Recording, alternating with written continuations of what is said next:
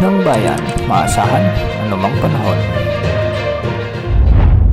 Magandang araw po sa ating lahat. Narito na ang pinakahuling update sa magiging lagay ng ating panahon ngayon at sa susunod na 24 oras. Sa kasalukuyan ay may minomonitor tayong bagyo na nabuo sa labas ng ating area of responsibility. Huli itong namatan ng Pag-asa sa layong 1,365 kilometers, silangan-hilagang silangan ng extreme northern Luzon. Taglay ang lakas ng hangin na umaabot sa 45 kilometers per hour malapit sa gitna at pagbugsong umaabot sa 55 kilometers per hour. Sa kasalukuyan, kumikilos naman ito ng pasilangan sa bilis na 25 kilometers per hour. Base sa forecast track nito, hindi naman ito nakikitang lalapit o magkakaapekto sa ating bansa at hindi rin nakikitang papasok sa ating area of responsibility. Sa mga susunod na araw ay kikilos ito papalapit sa may Japan at bahagya lang lamang nitong palalakasin ang habagat, ngunit hindi naman ito yung gaanong kalakas na habagat na magdadala ng malawakang pag-ulan sa ating bansa.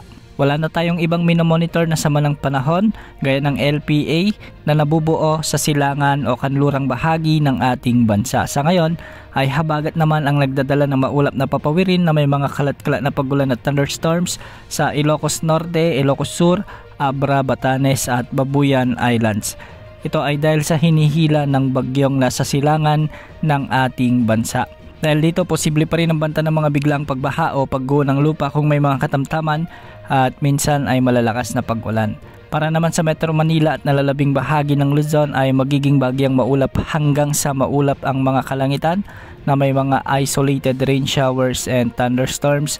Dulot pa rin ito ng habagat at hindi rin inaalis ang posibilidad ng mga biglaang pagbaha kung may mga umiiral na severe thunderstorms. Samantala, localized thunderstorms naman ang makakaapekto sa buong Visayas at Mindanao, kaya magiging bahagyang maulap hanggang sa maulap pa rin ang mga kalangitan na may mga isolated rain showers and thunderstorms.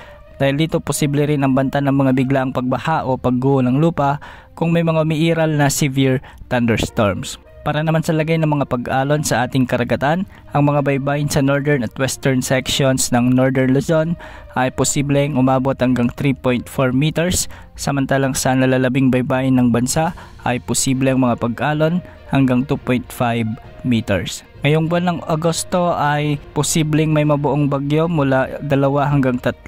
Ayon sa Pag-asa, ang ilan sa mga ito ay tumatama sa extreme northern Luzon at karamihan ay nagre-recurve ito papunta sa Japan o di kaya naman ay sa Taiwan. Yan muna ang latest update sa lagay ng ating panahon.